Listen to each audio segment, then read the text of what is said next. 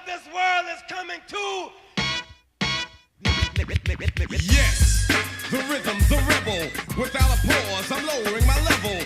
The hard rhymer, where you never been, I'm in. You want styling? You know it's time again. Okay, so this is my comparison prompt. It has to do with European imperialism in China and Japan. And I'm paying attention here to the wording of the prompt, which is the extent to which it differed. And because it says the extent to which it differed, that kind of gives me an opening. Remember, I need a two-part response, and that those two parts are going to be my paragraphs. And because it says the extent to which it differed, those two parts could be a difference and a difference. They could be a difference and a similarity. But because it specifically says the extent to which they differed, it's kind of telling me I need to talk about a difference somewhere. So this idea of there being two similarities is not going to work. But I do have some flexibility here in how I organize my thoughts. So let's take a look at the brainstorm. So when I look at my brainstorm and I'm looking for similarities and differences, one thing that jumps out at me is whether or not these guys resisted industrialization. And industrialization is really connected to imperialism. It's what gives the Europeans the strength to threaten these guys to begin with, and you can't resist without some form of industrialization. So I'm going to look for that at the beginning.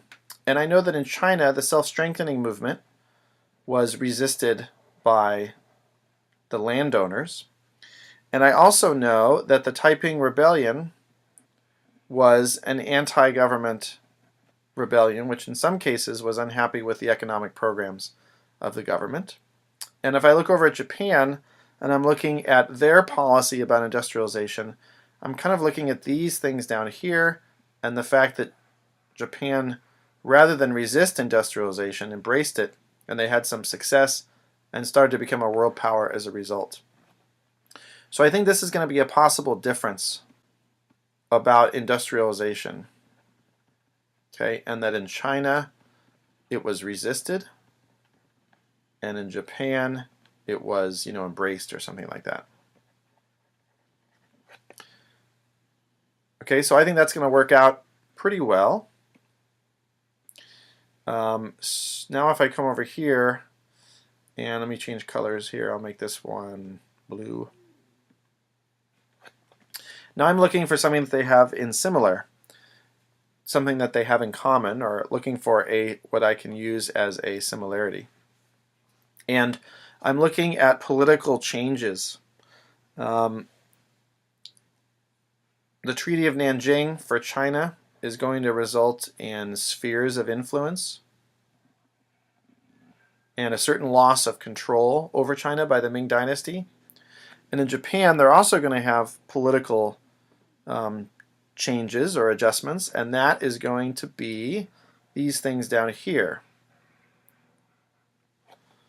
Okay, the Meiji Restoration, which overthrew the Tokugawa shogunate, which I think I can make a direct connection, especially when I get to Commodore Perry from the US threatening Japan, that is a reaction to imperialism, because it was the threat from Europe and Japan and the United States that caused Japan to make those changes. So I think my similarity can be, let me get rid of this here.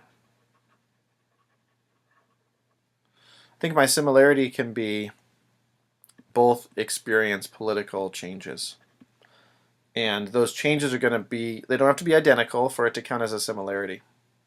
So let's go look at an analysis slide and see what that's going to look like. So now for my similarity, I have this idea that they are both experiencing political changes, okay? And for China, remember I'm going to have evidence in two places. So this is a paragraph. I'll have evidence about China's political changes. I'll have evidence about Japan's political changes. And then afterwards, I'm going to need to answer these questions. So China's had to do with spheres of influence, remember? So the question is, why did Europe enforce political control over China? Why did the sphere of influence happen? That's what I'm doing in the small y. And then for Japan, remember their main political change is the Meiji Restoration. And so again, why did that evidence happen? Why did they restore the rule of the emperor in Japan? The small y is always going to be focused on my evidence. When I get to my big Y, I'm focusing on the skill. Okay, so the Y for a similarity paragraph is why were they similar? Why did imperialism result in these? And I should, probably put political changes, right? And to do this correctly, I should be discussing Japan and China. It's more of a big picture, which is why we call it the big Y, to answer that question. So now we can move over to the difference paragraph.